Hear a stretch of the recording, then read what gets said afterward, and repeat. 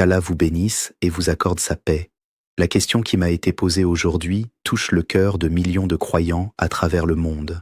Quelles sont les invocations, les duas, que le musulman peut adresser à Allah pour obtenir une richesse abondante, une subsistance généreuse et une maison où règne la paix et la tranquillité? C'est une question immense et je vais y répondre directement avec l'aide d'Allah, en m'appuyant uniquement sur le livre d'Allah et sur la sunna authentique de son messager. Que la paix et les bénédictions soient sur lui. Avant d'entrer dans le vif du sujet, je veux que chacun d'entre vous comprenne pourquoi cette question est si importante aujourd'hui.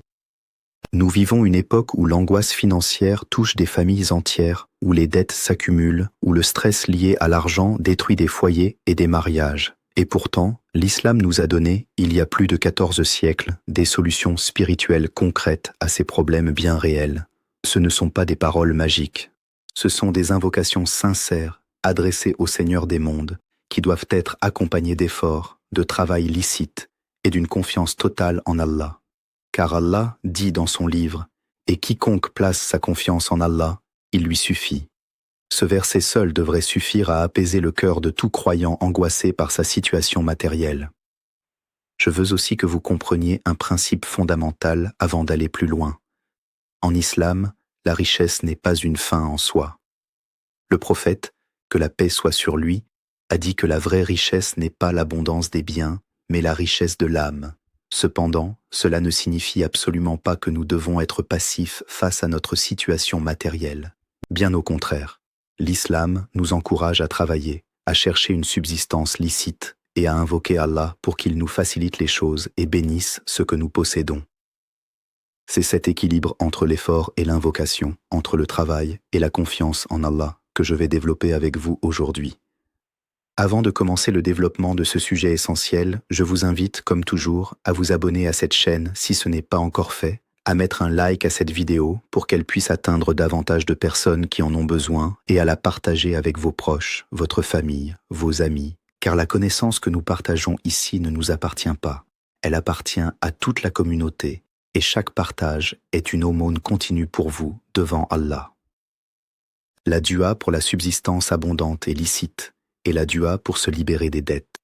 Commençons par le premier thème essentiel, comment invoquer Allah pour obtenir une subsistance, un risque, abondant et licite. Il faut d'abord comprendre un point capital. Le risque de chaque être humain est déjà écrit par Allah avant même sa naissance. Le prophète, que la paix soit sur lui, nous a enseigné qu'avant que l'âme ne soit insufflée dans le fœtus, un ange écrit 4 choses, sa subsistance, la durée de sa vie, ses actions, et s'il sera heureux ou malheureux dans l'au-delà. Cela signifie que votre risque est déjà déterminé. Mais attention, mes frères et sœurs, cela ne signifie pas que nous devons rester assis sans rien faire. Allah a lié la réalisation de ce risque écrit à des causes, et parmi ces causes se trouve le travail licite et l'invocation sincère. La première dua que je veux partager avec vous est celle que le prophète, que la paix soit sur lui, récitait pour demander la suffisance et la protection contre le besoin des créatures.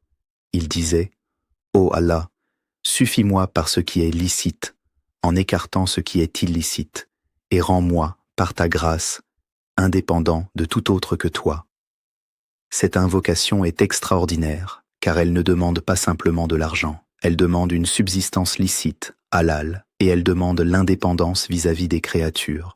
Combien de personnes aujourd'hui souffrent non pas d'un manque d'argent, mais d'une dépendance humiliante envers les autres, alors qu'Allah seul est le pourvoyeur, Ar-Razzaq. Il faut méditer sur ce nom d'Allah, Ar-Razzaq, celui qui pourvoit sans cesse à la subsistance de toute sa création. Allah dit dans le Coran, « Il n'y a pas d'être vivant sur terre dont la subsistance n'incombe à Allah. » Ce verset englobe absolument toutes les créatures, croyantes ou non, musulmanes ou non. Même l'oiseau qui quitte son nid le matin le ventre vide, revient le soir le ventre plein, comme l'a rappelé le prophète, que la paix soit sur lui, en disant que si les gens plaçaient en Allah une confiance véritable, il les nourrirait comme il nourrit les oiseaux. Cela nous amène à une deuxième dua essentielle, très courte mais extrêmement puissante, que le prophète récitait après chaque prière obligatoire. « Ô Allah, aide-moi à t'évoquer, à te remercier et à t'adorer de la meilleure façon. » Cette invocation peut sembler éloignée du sujet de la richesse, mais en réalité, elle en est le cœur. Car la gratitude, la choukr, est directement liée à l'augmentation de la subsistance. Allah dit dans le Coran, « Si vous êtes reconnaissant, très certainement, j'augmenterai pour vous. » C'est une promesse divine, claire et directe. Plus vous êtes reconnaissant envers Allah pour ce que vous avez, même peu, plus Allah augmente et bénit ce que vous possédez. Je veux maintenant aborder le deuxième grand thème de cette partie, la dua pour se libérer des dettes et de l'angoisse financière. C'est un sujet qui touche énormément de familles musulmanes aujourd'hui. Et je sais que beaucoup d'entre vous qui regardez cette vidéo portent le poids de dettes qui vous empêchent de dormir la nuit. Sachez que le prophète, que la paix soit sur lui, lui-même cherchait refuge auprès d'Allah contre le poids des dettes. Il disait dans une invocation célèbre, « Ô Allah, je cherche refuge auprès de toi contre le péché et contre l'endettement. » Lorsqu'un compagnon lui a demandé pourquoi il cherchait si souvent refuge contre l'endettement, le prophète a répondu que lorsque l'homme s'endette, il parle et il ment, il promet et il trahit sa promesse. C'est-à-dire que l'endettement peut pousser l'être humain vers des comportements qui nuisent à sa religion et à son intégrité. Mais la solution que nous a enseignée le prophète n'est pas simplement d'éviter les dettes par la peur. Il nous a donné une invocation spécifique et extraordinairement puissante pour rembourser les dettes. Un homme, Abu Saïd, se plaignait de dettes accumulées et le prophète lui a enseigné de dire, matin et soir, « Ô Allah, je cherche refuge auprès de toi contre le souci et la tristesse, contre l'incapacité et la paresse, contre la lâcheté et l'avarice, contre le poids des dettes et la domination des hommes. » Cette dua est remarquable car elle regroupe plusieurs causes profondes des difficultés financières. La paresse qui empêche de travailler, l'avarice qui empêche la bénédiction de circuler, et la domination des hommes qui crée une dépendance humiliante. Il existe également la célèbre invocation que le prophète a enseignée à un homme appelé Abu Umama, qui se plaignait de ne plus pouvoir se rendre à la mosquée à cause de ses dettes. Le prophète lui a demandé s'il voulait qu'Allah efface ses soucis et rembourse ses dettes. L'homme a répondu par l'affirmative, et le prophète lui a enseigné de dire matin et soir, « Ô Allah, je cherche refuge auprès de toi contre le souci et la tristesse, contre l'incapacité et la paresse, contre l'avarice et la lâcheté, contre le poids des dettes et la domination des hommes. » L'homme rapporte qu'il a appliqué cette invocation, et Allah a effacé ses soucis et remboursé ses dettes. Ceci n'est pas une légende, mes frères et sœurs, c'est un hadith authentique rapporté par At-Tirmidhi et d'autres compilateurs reconnus. Il y a aussi la sourate Al-Ikhlas et les invocations liées à l'unicité d'Allah qui, selon les grands savants comme Ibn al-Qayyim, ont un effet direct sur l'ouverture des portes de la subsistance, car elles renforcent le tawakkul, la confiance totale en Allah, qui est la clé principale de toute ouverture matérielle et spirituelle. Ibn al-Qayyim, dans son ouvrage sur la médecine prophétique, explique longuement que le tawakkul est l'une des causes les plus puissantes pour attirer le risque, car celui qui place sa confiance véritable en Allah voit les portes s'ouvrir d'une manière qu'il n'aurait jamais pu imaginer. Je m'arrête un instant ici pour vous rappeler, mes frères et sœurs, l'importance de vous abonner à cette chaîne, de mettre un like à cette vidéo et de la partager.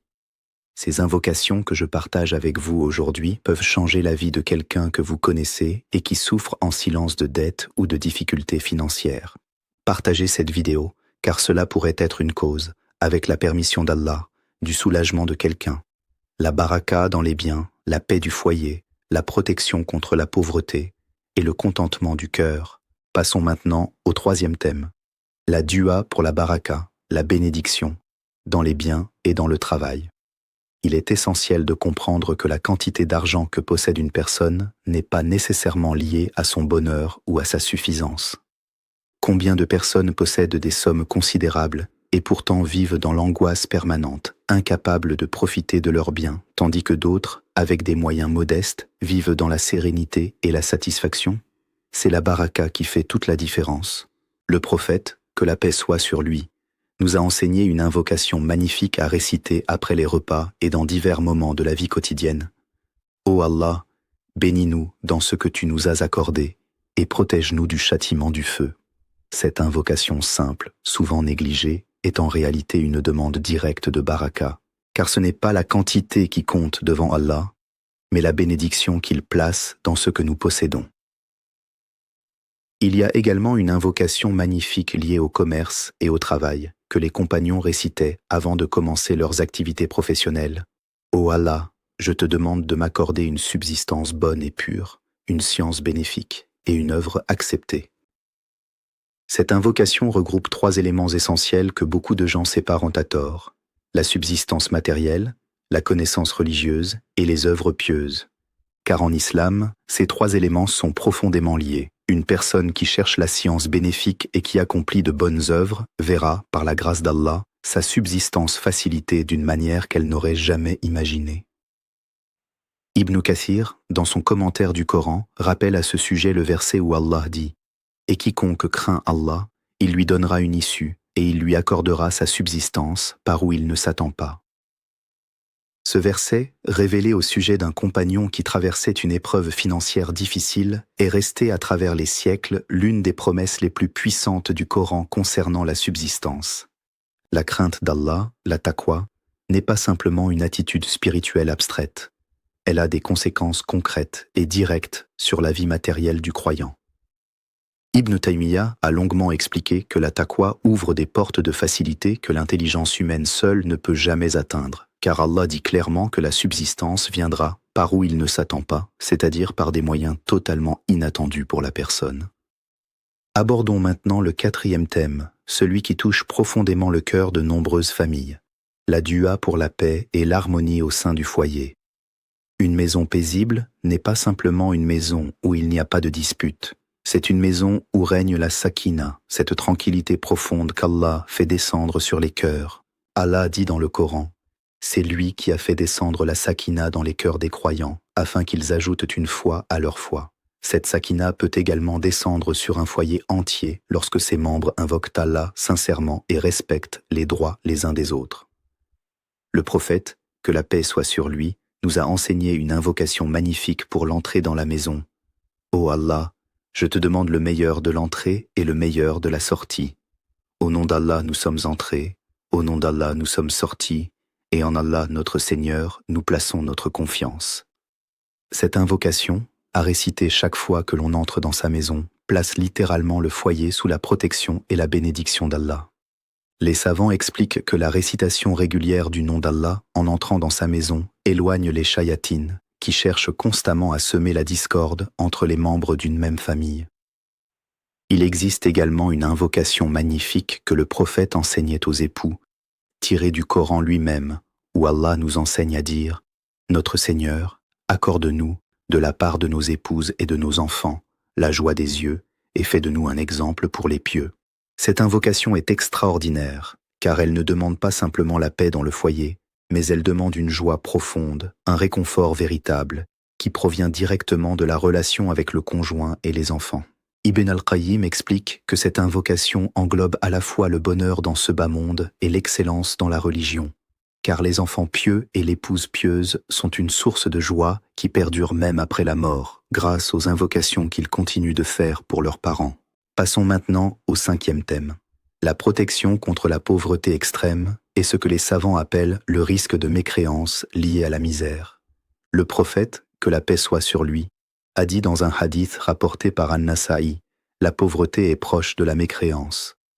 Ce hadith ne signifie absolument pas que les pauvres sont de mauvais croyants, loin de là, car de nombreux compagnons vivaient dans une grande pauvreté matérielle, tout en étant parmi les meilleurs croyants de cette communauté. Ce hadith signifie plutôt que la misère extrême, l'angoisse permanente liée au manque, peut pousser certaines âmes fragiles vers le désespoir, vers des paroles de révolte contre le destin, voire vers des actes illicites pour survivre. C'est pourquoi le prophète nous a enseigné à chercher refuge auprès d'Allah contre la pauvreté extrême. Il disait « Ô Allah, je cherche refuge auprès de toi contre la mécréance et la pauvreté. » Un compagnon lui a demandé si ces deux choses étaient équivalentes, et le prophète a répondu par l'affirmative, soulignant ainsi la gravité de la misère extrême sur la stabilité de la foi de certaines personnes. Cette invocation doit être comprise dans son contexte. Elle ne dévalorise en rien les pauvres pieux et patients, dont le prophète a dit qu'ils entreraient au paradis avant les riches, un temps équivalent à un demi-jour de cette terre, soit environ 500 ans. Elle nous enseigne simplement à demander à Allah la protection contre l'épreuve de la misère extrême, tout comme nous cherchons refuge contre l'épreuve de la richesse excessive qui pourrait nous éloigner d'Allah. Ibn Baz, qu'Allah lui fasse miséricorde, rappelait souvent dans ses enseignements que l'équilibre est la voie du croyant. Ni rechercher la richesse par avidité et par des moyens illicites, ni sombrer dans la passivité en prétextant que tout est déjà écrit. Le juste milieu consiste à travailler avec sérieux, à invoquer Allah avec sincérité et à accepter avec patience et gratitude ce qu'Allah nous accorde. Enfin, j'arrive au 6e et dernier thème, peut-être le plus important de tous, la dua pour un cœur satisfait, pour la qana'a, qui est la véritable richesse. Le prophète, que la paix soit sur lui, a dit dans un hadith authentique rapporté par Al-Bukhari et Muslim, « La richesse n'est pas d'avoir beaucoup de biens, mais la vraie richesse est la richesse de l'âme. » Ce hadith renverse complètement la conception matérialiste de la richesse que nous voyons partout aujourd'hui. Une personne peut posséder des millions et rester constamment insatisfaite, tourmentée par le désir d'en avoir toujours plus, tandis qu'une autre personne, avec des moyens modestes, peut vivre dans une paix intérieure totale parce que son cœur est satisfait de ce qu'Allah lui a donné. L'invocation que je recommande pour cela est celle-ci. Ô Allah, rends-moi satisfait de ce que tu m'as accordé et bénis-le-moi. Cette courte invocation, si elle est récitée avec sincérité et compréhension, peut transformer complètement le rapport d'une personne à l'argent et aux biens matériels. Car le problème de beaucoup de gens aujourd'hui n'est pas un manque réel de moyens, mais un manque de satisfaction, un cœur constamment insatisfait qui compare sans cesse sa situation à celle des autres.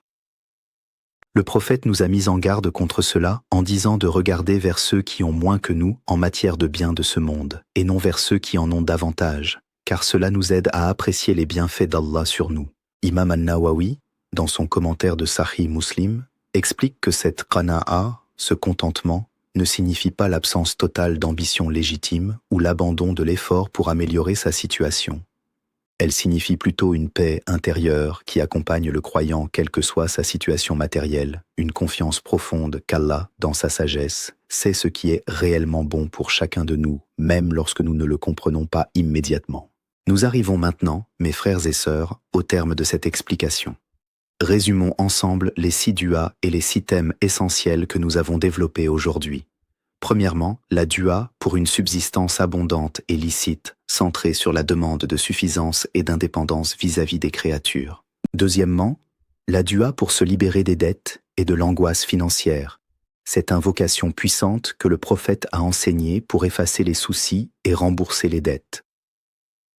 Troisièmement, la dua pour la baraka dans les biens et le travail, qui nous rappelle que ce n'est pas la quantité qui compte, mais la bénédiction placée dans ce que nous possédons. Quatrièmement, la dua pour la paix et l'harmonie du foyer, cette sakina qu'Allah fait descendre sur les cœurs sincères. Cinquièmement, la dua de protection contre la misère extrême, qui nous rappelle l'équilibre nécessaire entre effort et confiance en Allah. Et sixièmement, la dua pour un cœur satisfait, la qana'a, qui est en réalité la richesse la plus précieuse qu'un être humain puisse posséder dans ce bas monde.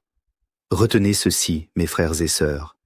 Ces invocations ne remplacent jamais le travail, l'effort licite et les moyens légitimes que nous devons entreprendre pour subvenir à nos besoins et à ceux de nos familles. Allah dit dans le Coran, et que l'homme n'obtient que ce qu'il a œuvré. L'invocation accompagne l'effort, elle ne le remplace pas. Mais combien de portes se sont ouvertes, combien de dettes ont été remboursées, combien de foyers ont retrouvé la paix, grâce à la sincérité d'un cœur qui s'est tourné vers Allah dans l'humilité et la confiance totale. Je vous exhorte, chacun d'entre vous qui m'écoutez aujourd'hui, à choisir au moins une ou deux de ces invocations, à les apprendre par cœur et à les intégrer dans votre routine quotidienne, particulièrement après les prières obligatoires et le matin et le soir. Ne vous découragez jamais si la réponse tarde à venir, car Allah dit qu'il répond à l'invocation de celui qui l'invoque, mais sa sagesse dépasse notre compréhension limitée. Parfois, il exauce immédiatement, parfois, il repousse l'épreuve future, et parfois, il accorde une récompense plus grande encore dans l'au-delà. Que Allah bénisse chacun d'entre vous qu'il élargisse votre subsistance par des moyens licites, qu'il rembourse vos dettes, qu'il place la sakina dans vos foyers et qu'il vous accorde un cœur satisfait et reconnaissant. Avant de nous quitter, je vous rappelle une dernière fois, abonnez-vous à cette chaîne pour ne manquer aucun enseignement, mettez un like à cette vidéo si elle vous a été bénéfique, partagez-la avec ceux qui en ont besoin autour de vous et écrivez Allah Akbar dans les commentaires en signe de reconnaissance envers Allah pour ses bienfaits infinis. Qu'Allah vous garde, qu'il vous protège et qu'il vous accorde le bien dans cette vie et dans l'au-delà. Assalamu alaykum wa rahmatullahi wa barakatuh.